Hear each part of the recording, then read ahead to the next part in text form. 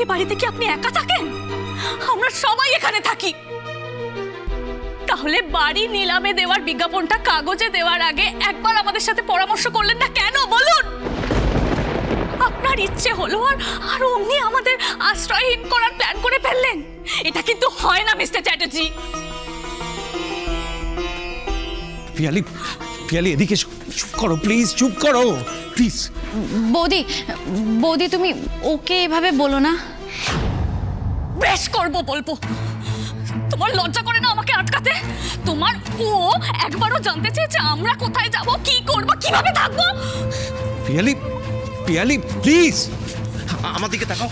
আমি তোমার কাছে হাত জোর করে বলছি, এই বাড়িটা তো ওর, ওই তো সিদ্ধান্ত নেবে। এতদিন তো আমরাই বরং ওর বাড়িতে আশ্রয় নিয়েছিলাম। এটাই বা কম কি তুমি বলো? তুমি আমার কথাটা বোঝার চেষ্টা করো একবার। ছাড়ো আমাকে। যা করার উনি করেছেন, তাই না? আমরা কিচ্ছু করিনি। টাম্মু এত বছর এ বাড়িটা আগলে থেকেছে, একদম একা। হাজার সমস্যা হয়েছে কিন্তু কোনোদিনও বাড়ি ছেড়ে যায়নি। সেটা কিছু করা নয়, তাই না?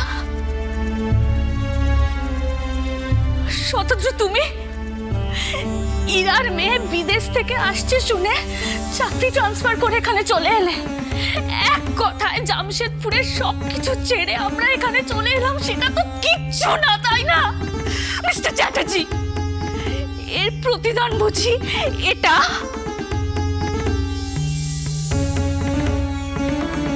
আপনি কেন এত টেনশন করছেন? কেন ভয় পাচ্ছেন? দেখুন, আমি এই সিদ্ধান্তটা নিয়েছি মানে এর পিছনে নিশ্চয়ই আমার কিছু ভাবনা চিন্তা আছে। তাই এখন শুনছো ওনার একটা কিছু ভাবনা চিন্তা আছে? Mister Chatterjee, wow, thank you so much. এবার আপনার মহান চিন্তা ভাবনাগুলো কি সেগুলো জানতে পারি? আসলে আমাদের তো আশ্রয়হীন হয়ে যাওয়ার চিন্তা আছে, তাই না? ভয় আছে আমাদের, তাই জানতে ইচ্ছে করছে আপনার চিন্তাগুলো কিভাবে আমাদের হেল্প করবে। বলুন মিস্টার চ্যাটার্জি।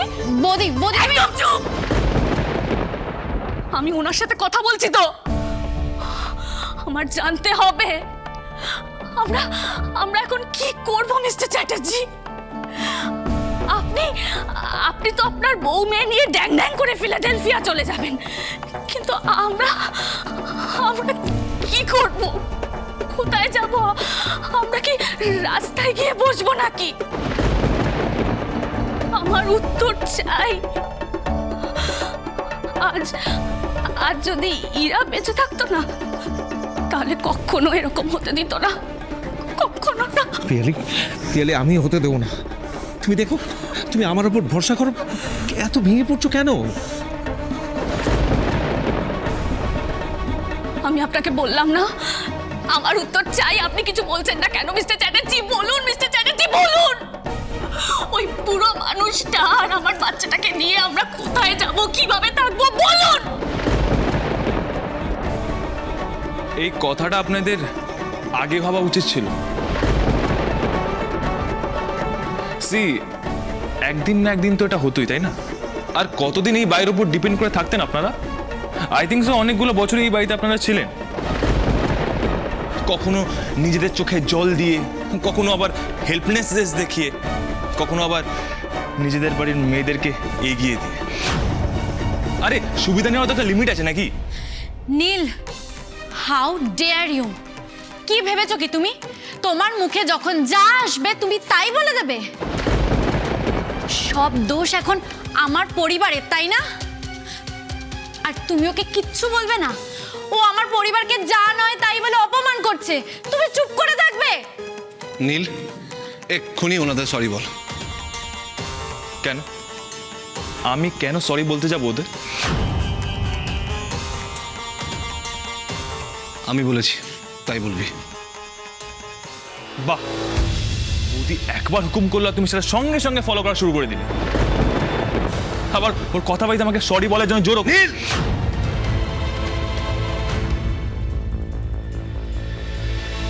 আজ তুমি প্রমাণ করে দিলে আজ তোমার ভাইয়ের থেকে তোমার ওই সেকেন্ড ভাই অনেক বড়।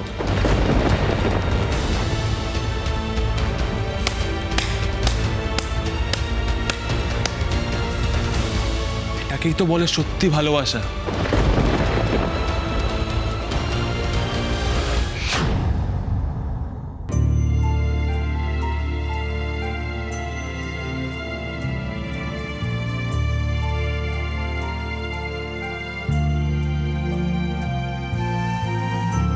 আপনারা একদম চিন্তা করবেন না, আমি থাকতে যাই হোক না কেন আপনাদের রাস্তায় গিয়ে দাঁড়াতে হবে না।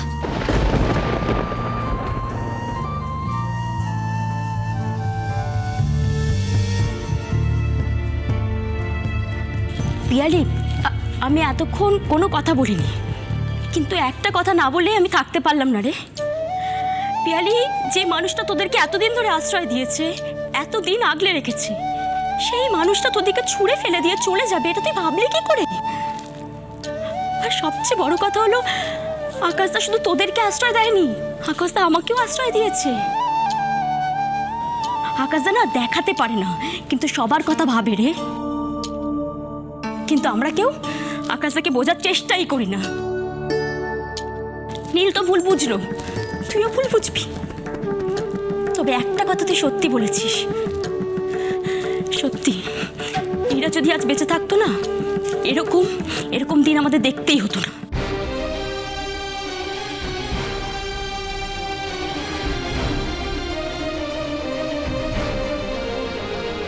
এরা থাকলে হয়তো আমার জীবনটা ওইভাবে ওলটপালট হয়ে যেত না।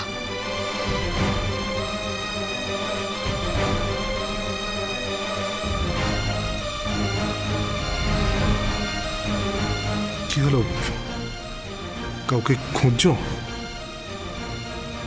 খুঁজছো কাউকে? বুঝেছি, অনুশ্রীকে খুঁজছো তাই তো? চিন্তা করো না, ও সময় মতো ঠিক চলে আসবে।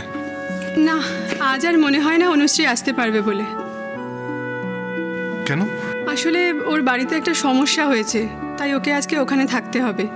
কিন্তু ও আমাকে বলে গেছে আজকে আমি যেন তুহিনার সমস্ত দায়িত্ব নিই।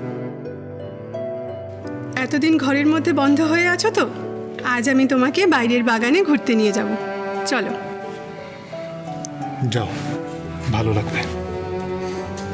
ভয়ের কিছু নেই, এখানে সমস্ত বাচ্চারা নিজেদের মধ্যে হৈ হৈ করে মেতে থাকে, দেখবে খুব ভালো লাগবে। ওরাও সবাই তোমাকে নিয়ে নিজেদের মধ্যে খেলায় মেতে উঠবে, দেখবে তখন তোমার আর অনুশ্রীর কথা মনেও আসবে না, দেখবে। তারপর এক একজন কত সুন্দর সুন্দর গল্প বলে জানো, তোমার মন ভালো হয়ে যাবে। আমি আছি তো, কিচ্ছু হবে না। Sister, thank you so much. আপনি যেইভাবে ওর কেয়ার নিচ্ছেন, সত্যি। না না, এভাবে থ্যাংক ইউ বলবেন না, এটা তো আমারও দায়িত্ব। আর তাছাড়া অনুশ্রী আমাকে বলে গিয়েছিল যে আপনারা ওর খুব কাছের লোক, তাই ওনার একটু বিশেষ যত্ন নিতে।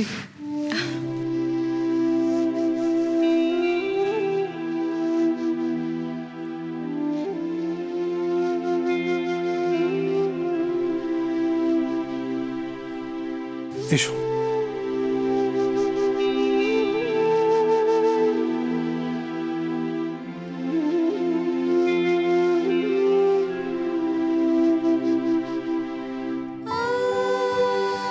আস্তে আস্তে দেখে।